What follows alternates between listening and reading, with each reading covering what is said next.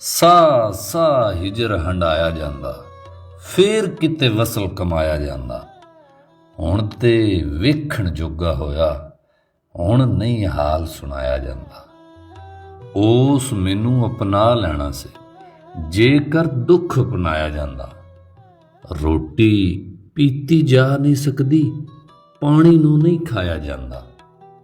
ਖੁਦ ਨੂੰ ਹੀ ਸਮਝਾਇਆ ਇੱਕ ਦਿਨ, ਖੁਦ ਨੂੰ ਹੀ ਸਮਝਾਇਆ ਇੱਕ ਦਿਨ, ਕਿਸ ਕਿਸ ਨੂੰ ਸਮਝਾਇਆ ਜਾਂਦਾ।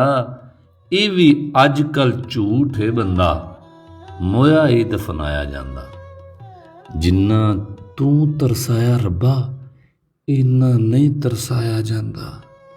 ਬੁਸ਼ਰਾ ਕੁੱਲ ਹਯਾਤੀ ਸੁੱਖ ਨੂੰ ਗੱਲ ਦੇ ਨਾਲ ਨਹੀਂ ਲਾਇਆ ਜਾਂਦਾ।